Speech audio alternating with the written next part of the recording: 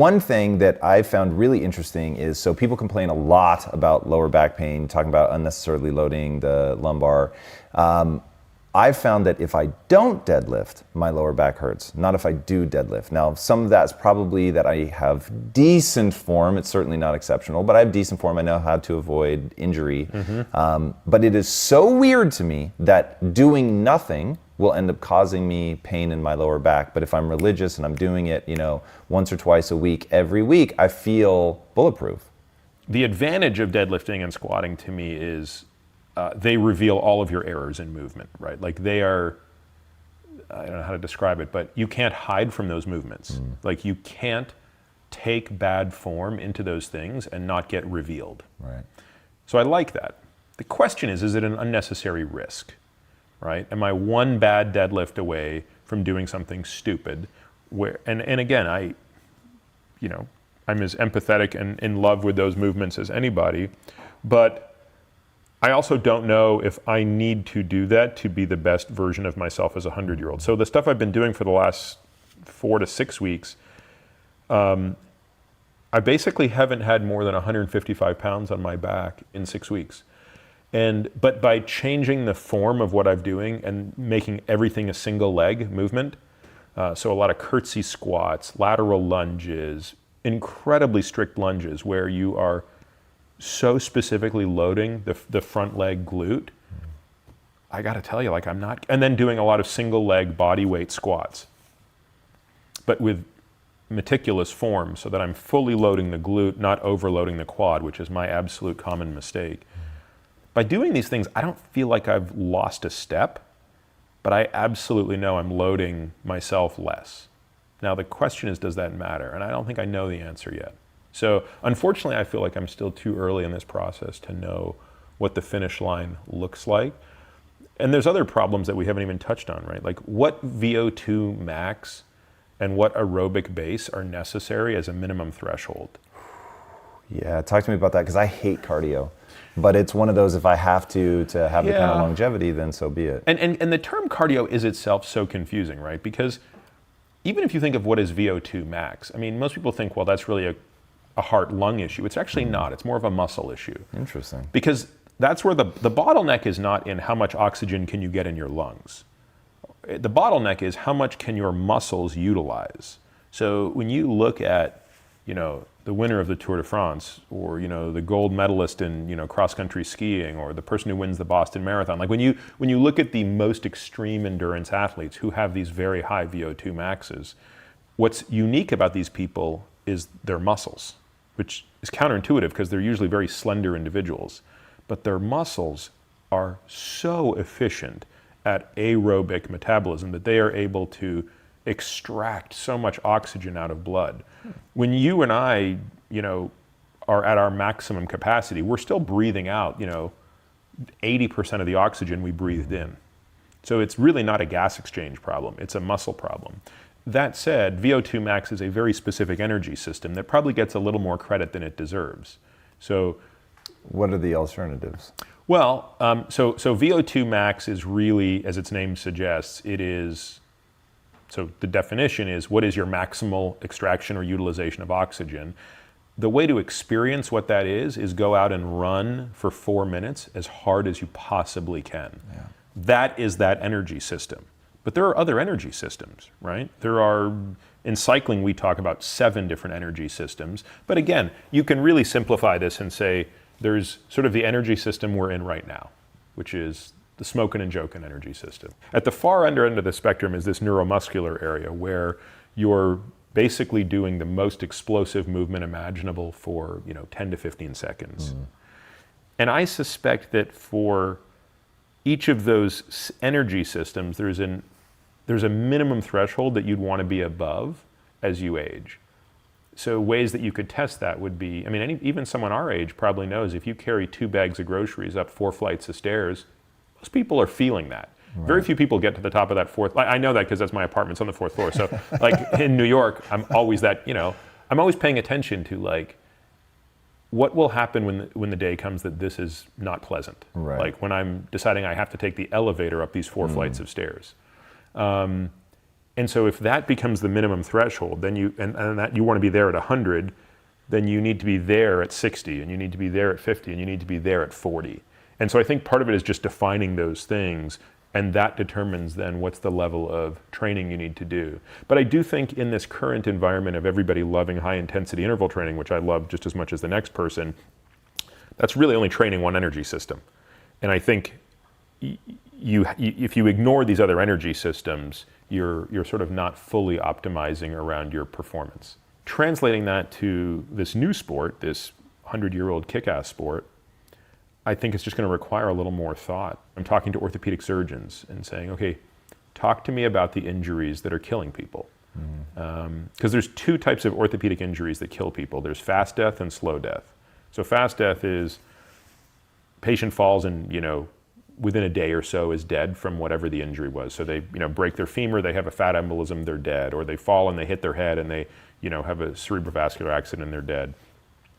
But then there's also the slow deaths, right? And these ones are, to me, far less talked about, but in many ways more tragic.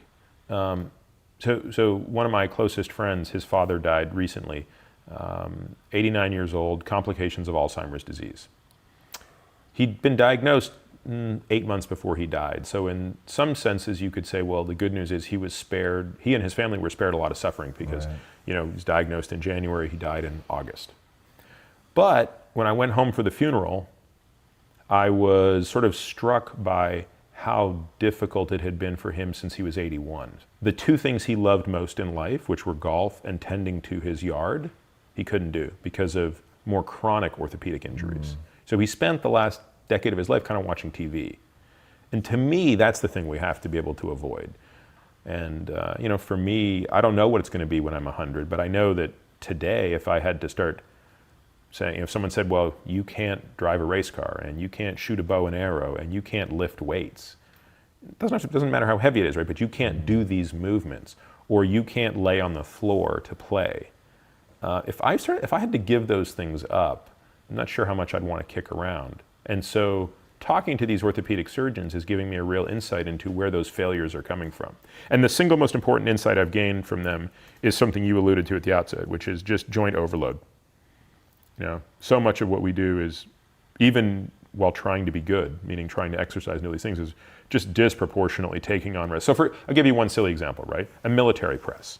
Is there a time and a place for a military press? Absolutely. Does it have any role in my life? Absolutely not. Right? Why not?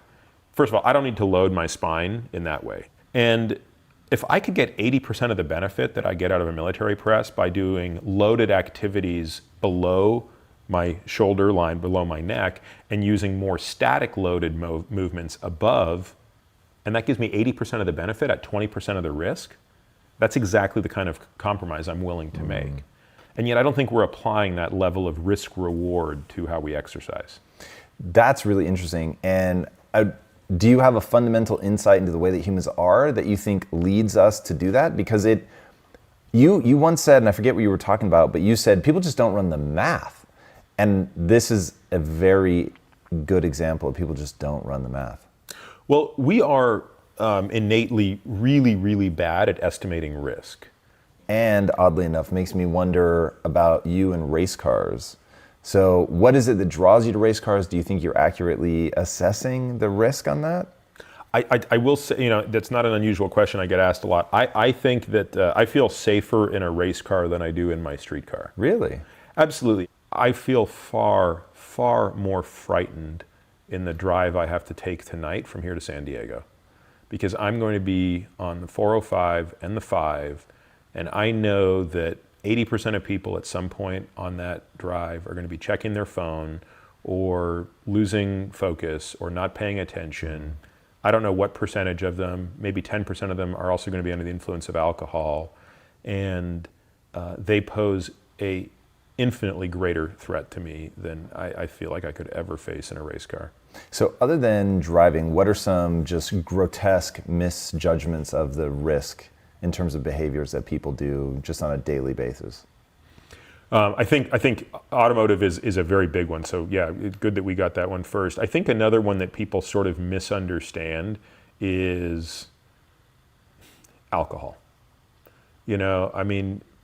I enjoy alcohol as much as anybody, but I don't think people understand how once you get beyond 1 to 2 drinks, like how harmful it is on your liver.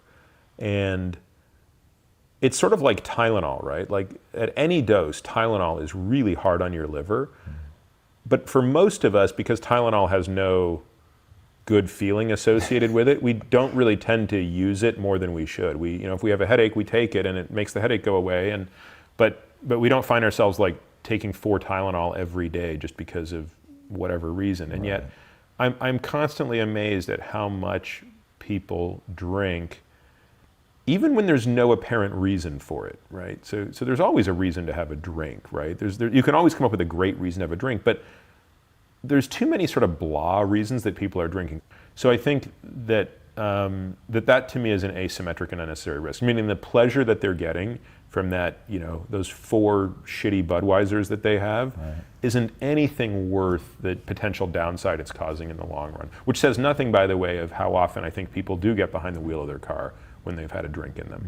And if there's one thing I've learned in the simulator, it's how even 1 drink compromises your ability when it matters. So I remember— Simulator, a driving simulator? Yeah, so I have a driving simulator at home, which is where I do much of my learning.